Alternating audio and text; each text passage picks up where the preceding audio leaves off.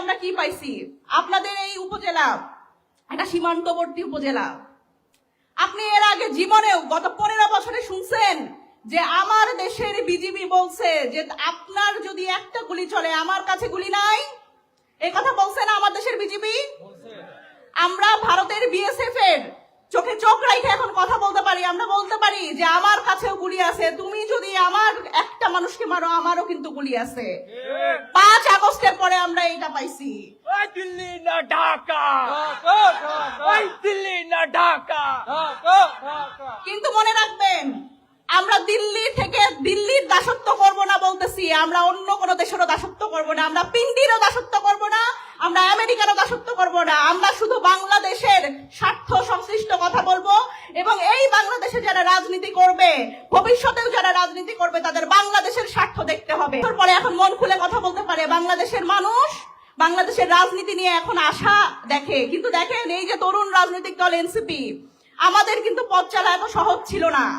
আমাদের কেউ মেনে নিতে চায় নাই যে এই পুরাতন রাজনৈতিক দলগুলো আছে, তারা বারবার করে বিভিন্ন ভাবে, আমরা যারা তরুণ রাজনীতিবিদ হিসেবে আপনাদের সামনে আসতে চাইছি, আমাদের বারবার করে চরিত্র হনন করছে, আমাদের নানান তকমা দিছে, আমরা দুর্নীতিবাজ এই সেই নানান কিছু বলছে, চাঁদাবাজ এই সেই এগুলো বলছে। অথচ দেখেন চাঁদাবাজির রাজনীতি যারা করে তারা কিন্তু এখনো চাঁদাবাজির রাজনীতি করতেছে বাংলাদেশে। আপনারা দেখেন এই যে আওয়ামী লীগ নাই, আমরা বলতেছি শেখ হাসিনা বাংলাদেশে আর ফিরে এসে রাজনীতি করতে পারবে না, কিন্তু আওয়ামী লীগের যারা ফ্যাসিবাদের যারা দোসর বিভিন্ন এলাকায় তাদের কারা পুনর্বাসন করতেছে। আপনারা এই প্রশ্নগুলা করেন যে তারা যারা বাংলাদেশে রাজনীতি করতেছে, নতুন রাজনীতির কথা আমরা বলতেছি, কিন্তু নতুন রাজনীতি কি আমরা পাইতেছি? আমরা দেখতেছি আবার সেই আওয়ামী লীগের লোকজন আবার আমাদের আশেপাশে ঘোরাফেরা করছে। আমাদের যারা জুলাই যোদ্ধা এবং এই সব মানুষ তারা হুমকির মুখে পড়তেছে।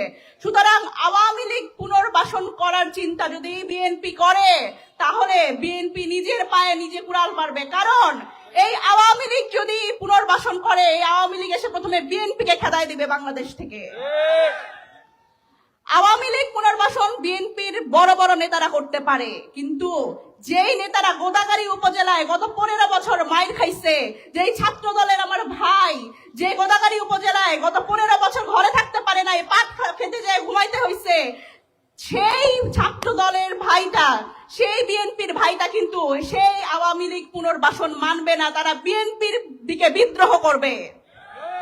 সুতরাং প্রিয় গোদাগাড়ীবাসী, আমরা আমাদের অধিকার সম্পর্কে সচেতন হব এবং বাংলাদেশের রাজনীতির যে নতুন একটা সম্ভাবনা আসছে সেই সম্ভাবনার সাথে থাকবো। আত্মহত্যা প্রতিরোধ করতে না পারেন, যদি পুশিন প্রতিরোধ করতে না পারেন, তাহলে নিজেদের দল থেকে জাতীয়তাবাদী শব্দটি কেটে ফেলে দেন। জাতীয়তাবাদের নামে ব্যবসা করবেন, নিজেদেরকে দেশপ্রেমিক দেখাবেন, অথচ সীমান্ত হত্যা রোধ করতে পারবেন না, পুশিন রোধ করতে পারবেন না। বাংলাদেশের জনগণ আপনাদেরকে তাহলে ক্ষমতায় থাকার ম্যান্ডেট দেবে না। প্রিয় রংপুরবাসী, আমরা ঐক্যবদ্ধ আছি। আপনাদের উদ্দেশ্যে এটাই আহ্বান, সংসদ এবং সংসদের বাইরে ঝড় বৃষ্টিরও যত প্রতিকূলতা থাকুক, গণভোটের রায় বাস্তবায়নের জন্য, সংস্কার বাস্তবায়নের জন্য আমরা রাজপথে থাকব। আবু সাইদ এই আমাদেরকে দায়িত্ব দিয়ে দিয়েছে, শহীদ মুগ্ধ আমাদেরকে এই দায়িত্ব দিয়েছে, শহীদ ওয়াসিম আমাদেরকে দায়িত্ব দিয়েছে, আমাদের ভাই ওসমান হাদি আমাদেরকে এই দায়িত্ব দিয়েছে এই দেশকে সংস্কার করা, এই দেশের আজাদী এবং সার্বভৌমত্ব রক্ষা করা। প্রিয় রংপুরবাসী, পরিশেষে একটি কথা বলে যেতে চাই। আমরা গতকাল শুনতে পেলাম একটা সাক্ষাৎকারে যে ডিসেম্বরে কেউ একজন দেশে আসার পরিকল্পনা করছে। আমরা ফাঁসির দড়ি রেডি করে অপেক্ষা করছি। আপনি ডিসেম্বরে আসুন, আর যখনই আসুন ফাঁসির দড়িতে তাকে ঝুলতেই হবে।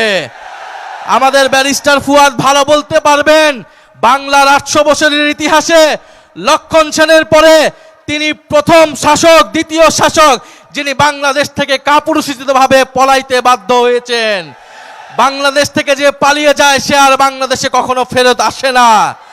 পাকিস্তানিরাও এর থেকে সম্মানজনকভাবে বিদায় নিয়েছিল, ইংরেজরাও এর থেকে সম্মানজনকভাবে বিদায় নিয়েছিল এই দেশের মাটি থেকে। কিন্তু শেখ হাসিনা এবং আওয়ামী লীগ সরকার যত অসম্মানজনকভাবে, কাপুরুষিতভাবে এই দেশ থেকে, এই দেশের জনগণ ছেড়ে